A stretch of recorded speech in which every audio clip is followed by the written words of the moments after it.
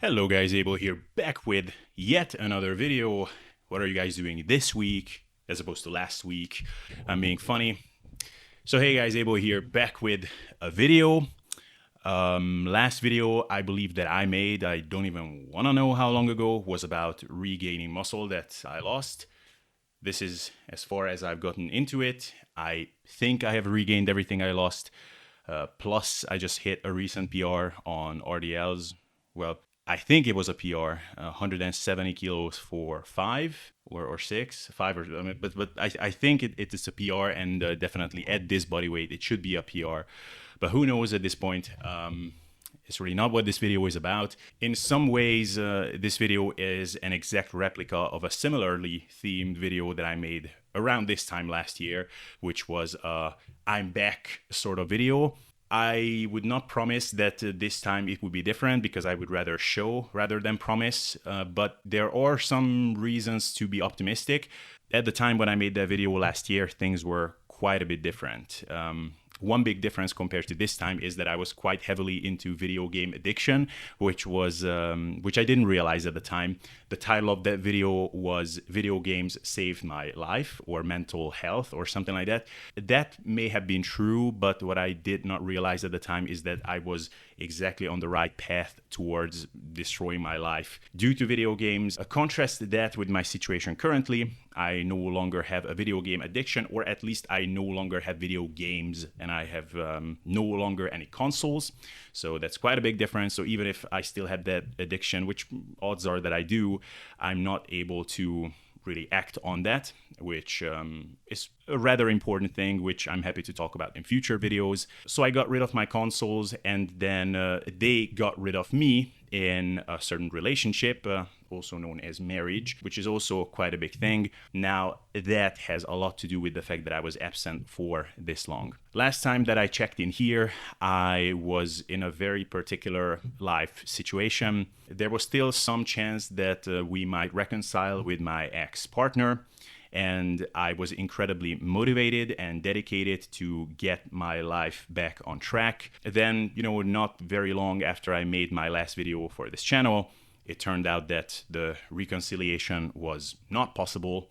And I mean, that was quite a big punch in the face. In fact, it's really strange to talk about this now because, for one thing, it seems like it was such a long time ago when, in fact, it really wasn't.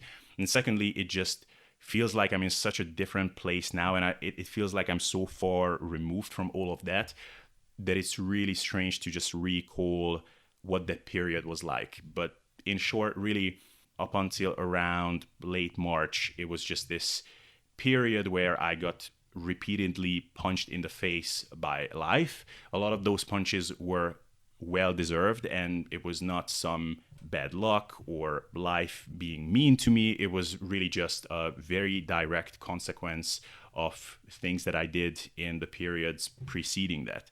So I very much just reaped what I sowed. So yeah, I went through a divorce. Throughout the whole process, I've experienced several moments during which I really felt like this is mental and emotional pain like I've never knew before. I honestly just never thought that it could hurt this badly, just being. Again, it's strange to reflect on this now because I'm very far removed from all of that. So much so that since then I even managed to get my heart somewhat broken by another person. So, I mean, that just goes to show that I'm really moved on. And talking about it almost feels like I'm doing that past self of mine an injustice, or I'm disrespecting that past self of mine, because I do know just how much pain I was at the time.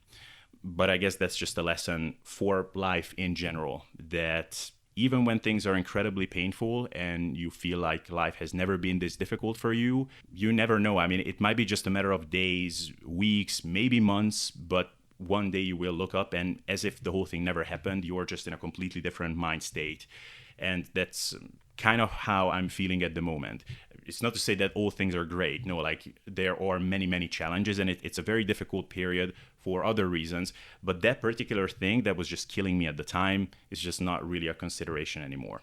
I've also been back on the dating market, of course, ever since I've been a single guy again, which was also a very, very interesting experience.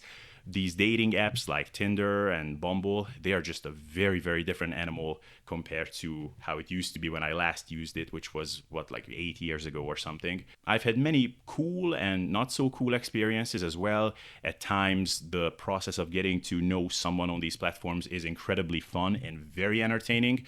At other times, not only is it not smooth, but it can even be a surprisingly hostile environment. Like, I've definitely communicated with some people who honestly seems like they are coming to these platforms with the intention of taking revenge for past hurtful experiences. I don't know how much you guys use these platforms, but sometimes I would talk to someone and I almost felt like they were triggered before I've even said anything. It can be a very, very strange experience. I definitely did not see that coming. I'd also like to say a couple of things about my marriage and how it died. What I will say, my biggest lessons were upon coming away from all of it. Number one is that living together with someone, becoming roommates, if you like, is, I believe, by far the biggest test that your relationship will go through, barring having kids, which we did not have. So I cannot speak of that. But I will say that living together with someone is a far, far bigger tester of, first of all, your true compatibility as people, and also just the integrity of your relationship than not signing a piece of paper, then getting married. I don't care how lovely and amazing the ceremony is. I don't care what symbolic significance you attribute to the act of getting married. None of that matters nearly as much as just seeing how well you function when you move in together. The reality is that we waited tragically long to actually move in together. Part of that blame is on us because we could have made some steps to make that happen faster.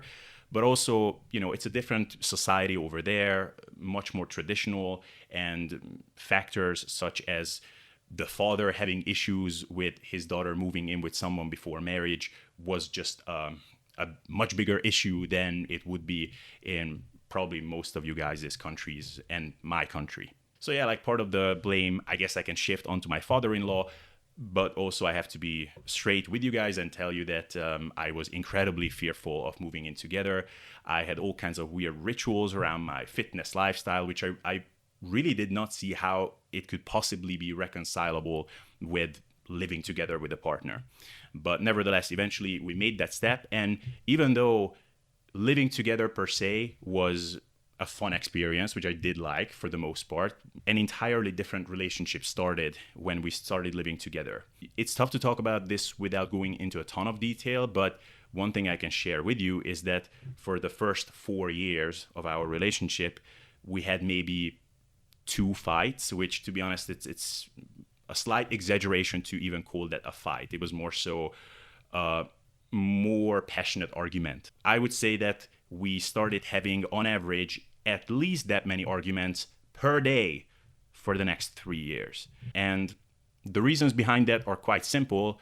When you start living together, first of all, you multiply by manyfold the number of hours that you will spend together. And of course, we started getting exposed to all kinds of challenging situations, which earlier we could not even imagine that they could be a problem. Honestly, if I could go back in time and change just one thing, it would be to actually move in together after a year or something like that. Basically, the earliest feasible point, or maybe at the point where it became obvious to both of us that we are both serious about this relationship, we really should have moved in. And then, we would have seen if we were even going to make it through until the marriage or not. My guess is that we wouldn't have, but then who knows, I could be wrong. Another big lesson that I learned both from my marriage as well as from the time that I spent since then on these dating platforms and meeting new people is that being a good fit with someone, being compatible with someone, it's partly something that you can plan for. You can screen people, you can determine for yourself what the most important things are for you, but a lot of that is purely down to just dumb luck. And I say that because, for example, since I've been dating, I've had times when seemingly we were the perfect match with someone. Everything seemed to be clicking. Sense of humor was perfectly matching between us. Intellectually, we were nicely compatible. physical chemistry and all kinds of other chemistry were good as well. And then completely out of nowhere, some random thing popped up which rendered the whole thing completely non-viable and just ended everything right there. And you cannot plan for that. You basically just need to hope that, okay, it started well, it seems like it's even continuing well. Let's just hope that it's still going to be the case, a couple of months from now, and then hopefully even a couple of years from now. Off of this, I will also say that because the nature of really clicking with someone is so unpredictable in many ways, and there are so many factors over which you have no control, really it's only in everyone's best interest that you really maximize the things that you do have control over. It's different for men and women, but as men, I think we can have some pretty decent ideas as to what goes into being good partner material. And I do know that, especially near the tail end of our relationship, while it still existed, I was just doing an absolutely horrendously shitty job at that. I do have excuses for much of that, but the reality of all of that is that with certain things, you just need to do better at all times. It doesn't matter how big your personal problems are. It doesn't matter what emotional state you're in. There are just standards under which you cannot drop. And I did drop under that. I could give you many examples here, but getting hooked on video games and spending like 30 hours out of 24 in front of a console and staring at my TV is just not a good way to go about things. Like, I had to do better than that, irrespective of what was going on in our relationship and inside my head and what problems I had. It should have been very obvious and predictable where that road leads. And the scary thing is, and the very sad thing is that if she didn't end things with us, or at least if she didn't put me out when she did, it just would have continued the way it has prior to that. So in some ways, I should be grateful that she ended things, because that gave me another chance to pick myself up. Another big thing, huge life update, is that back when my relationship ended, I started training myself to be employable in another field.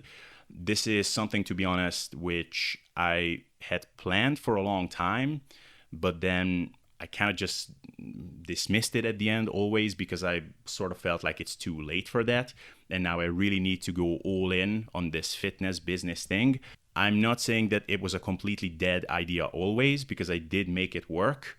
But the problem with relying on something like this for your income is that when you're hitting a really low period like I did now, then your business is going to suffer, and it's going to suffer big time.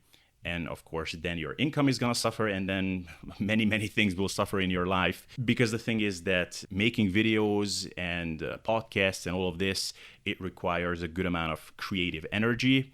Maybe there are some people who can just do it in a very robotic sort of way and just keep churning out content without even really feeling anything about it. To some extent, that's necessary, and it's even a skill that I really should have gotten better at myself, because in many ways that's what separates a pro content creator from just a hobbyist content creator.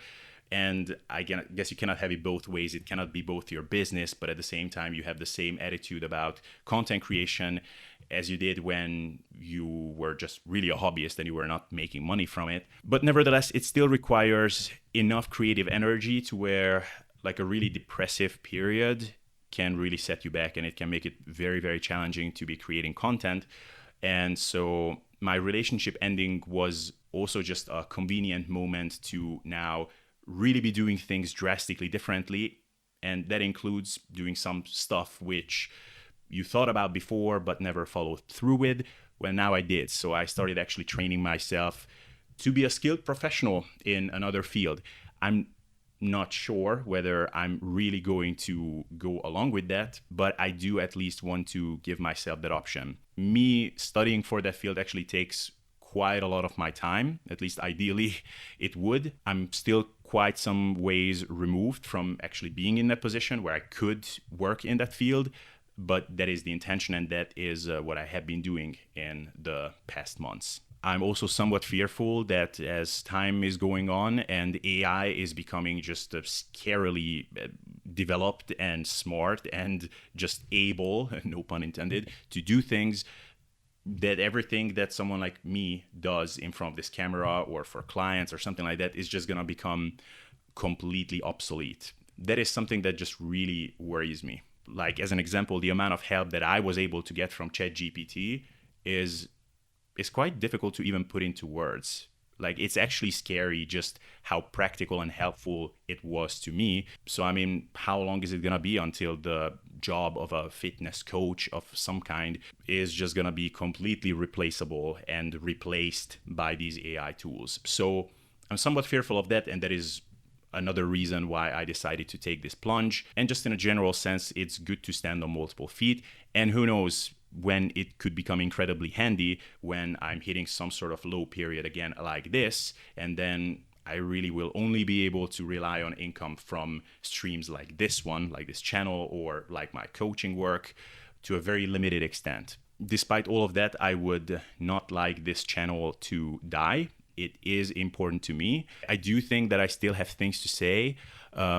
Interestingly, this is something that was making me very hesitant, and this was one of the reasons why it took me so long to come back now, is because I did notice on myself that, you know, I'm just not as obsessed over this whole fitness thing as I used to be. Like, the whole topic of getting jacked and lean, it's just it's kind of, I've been there, done that, and it's just not as exciting anymore. I have to be honest about that.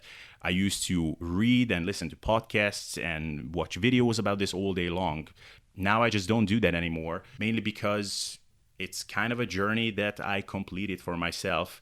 I know that there are people much more jacked than me, but I'm also completely okay with that. This is not something that is making me feel insecure or even motivated. But at the same time, I do think that now, for example, I'm in a much better position to truly be an example of the message that I was sort of preaching for a long time, which was, you know, fitness is something that shouldn't overtake your life. It's something that you can do while still having other priorities and enjoying other aspects of life. Well, now I am truly practicing what I preach. I was saying a lot of those things earlier, but at the same time, it was absolutely my everything. Like, being jacked and lean was absolutely my most important thing in life. Now, that's not the case anymore. Now I'm truly that guy who has very different things on top of his mind, and at the same time, he's still working out and still wants to be jacked, but only as long as it requires a limited amount of time and resources. It is a very different experience for me as well. I mean, being on the dating market, still working out, facing the challenges work-wise and life-wise that I am facing currently, it's a new experience, and it's an interesting one, and I do think that it provides topics for future videos as well. I think that the upcoming period, in part on YouTube, should be about experimentation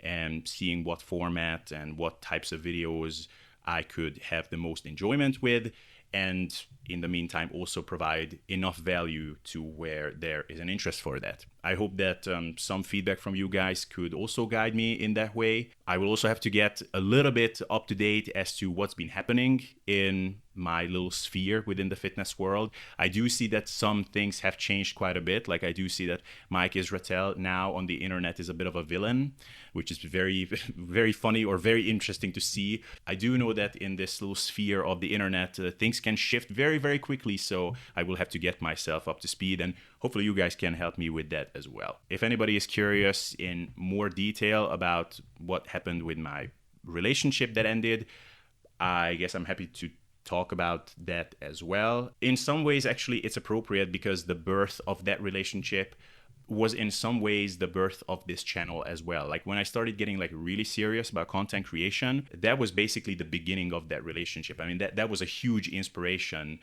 for various reasons, which sparked me to do a bunch of things. And one of those things was this channel. So that relationship ending is in some ways an important benchmark in the life of this channel as well. So I'm happy to talk about it more. Just, I mean, let me know if there's an interest for that. I'm also happy to, in fact, I'm planning on talking about video games and the addiction and how all of that went down. I find that to be a super, super fascinating topic, and I do want to discuss that. In fact, we had a podcast scheduled with NH, Natural Hypertrophy, who also has some things to say about that. I was very excited about that. Unfortunately, things just got super hectic for him in his life, and in the meantime, I was quite busy as well. So, but hopefully one day we will actually get that on the roof. And yeah, like there are many cool things to talk about here, but now I really just wanted to show my face and to give you guys an update as to what's been going on. But hopefully from here on, I won't feel this huge urge to procrastinate and to put off the idea of making videos. So yeah, I'm officially back. This video has been recorded, the audio as well. So it is getting published, even if it's shit. Even if I notice that it's very visible, that my shoulders are hairy like that of a gorilla, even then it's going out. Oh, and good news. She's not here, but my cat is back with me. So very happy to report that. She is not allowed in this room, which is the recording room, for various reasons. At least while I'm recording in this room, you will not see her in these videos, but maybe as an outro, I will cut in some footage of her as well. So that is some very wholesome news. We did manage to agree with my ex on the fact that I will keep her, which I'm very grateful to my ex for, and I'm just very happy about it because this little cat is really my kid. Both of her parents are cats, but you know what I mean. So yeah, guys, that is it for this video, and let's see each other next week. How about that? Let's put that out there, and I'm already preparing for that next video. See ya.